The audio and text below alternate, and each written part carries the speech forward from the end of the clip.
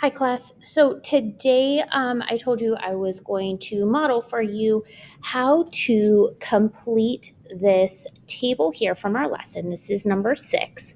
We have the table here. I wanted to show you how to create the graph in Google Sheets. Okay, so I will provide this Google Sheet for you so you can see it. I have taken a screenshot here of the problem. So I have the number of seats here that I did. Couldn't do the tally because you can't physically. I can't write on it. So I left the tally out, but I did do the frequency.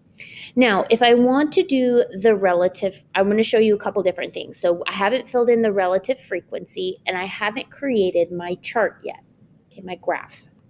So first I want to show you the first thing. If we want this to look all nice and neat like we do over here, I'm going to highlight. I have this nice little borders box here. So I'm going to mark that. I'm going to mark, oh, look, now I have all these nice clean lines, right? So the next thing I want to do is put an equation in here, okay? So we can actually do the math in Google Sheets for us. This nice little button over here is called a function button. So the function button, you can put it there, or I can actually input it here. Okay, so I am going to put the equals button because I'm solving for a problem. I'm going to take my frequency and I am going to do my divide sign, and I had 29 arenas. Okay, so it's going to take my 2, put it over my 29 and give me my my formula, right? It will suggest to autofill, and what it will do is it will automatically create everything. Okay, so that is a way to do that. And so we can just press, okay, yes, please. Now, if we look at this relative frequency, oh my goodness, look at all these numbers, right?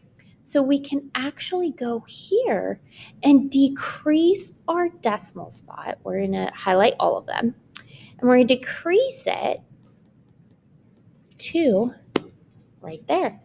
We have our tenths, our hundredths, and our thousands. And I just pushed this one right here, decrease my decimal places. And I can add it right back, and it will automatically do all the math for me, okay? We do want to make sure that we are double checking our math, okay, with a calculator. But this is a great tool to use if we are wanting to do it right here on the computer for us, okay? So the next thing I'm going to do is I'm going to insert a chart. Okay.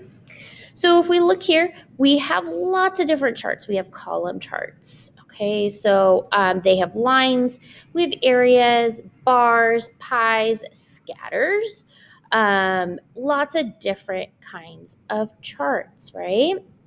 So we can choose what we want. I'm going to go with a column because that's going to look the most like a histogram to me, right? And then what I can do, if we look at this here, check this out, what they did for us. If we look in the blue, there's our frequency, right? I don't want relative frequency on this one, right?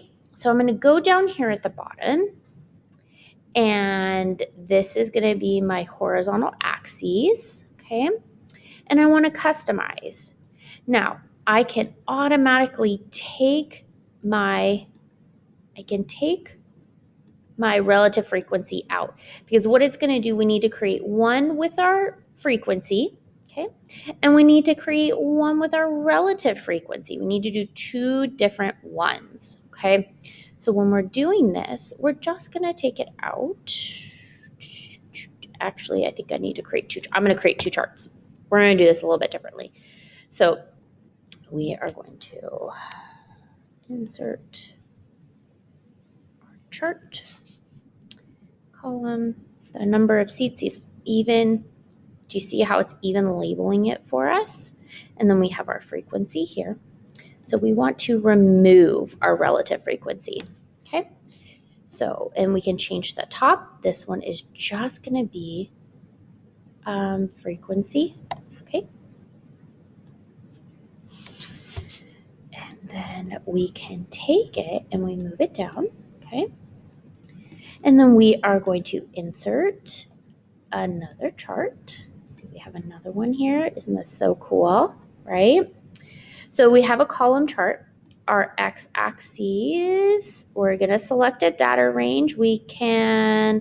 Our x is this way, right? And our y is this way. So we select our seats. Okay, right? Actually, number 2's got to be out of that. Let's re-pick that. I wonder if we can copy this. Copy the chart, yes. Then we are going to paste it, okay? And then we'll edit this one. How about that? We can do it that way too. We can edit it here and we can add a label. Oh, no, we don't want that. We're going to add a series, okay? And we are going to add relative frequency, and then we're going to remove our frequency, okay? And so now, as you can see, okay, we'll change the name of our chart here, relative frequency. So now you can see that it automatically even changed our vertical, okay?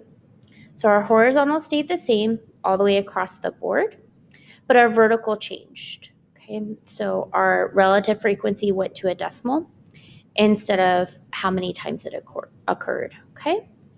So this is a great way to take what we have in our book, put it into a chart here. Sometimes you can copy and paste. Sometimes that is something you can do. A way to create a formula. And then we can even change these guys. If we want, edit the chart. If we want something different for this one, chart style, go to a different type of chart, okay? Where is it? Is chart style? Actually, I think it might be under setup. Yep, setup.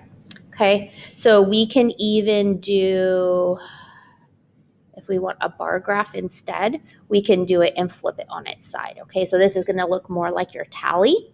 Okay, so you can always do it that way. I can even change it to, your bar graph's going to be your histogram. I mean, you could do it with a pie. This one, oh, here's a histogram chart. There you go. You can even do it like that. Okay, lots of different ways to do it, and it switches back and forth. You can make lots of different ways to display your information, okay? So let's go back to our column, and there we go, okay? So great way for you guys to see the information just a little bit differently. Okay? Everything's right there for you, okay?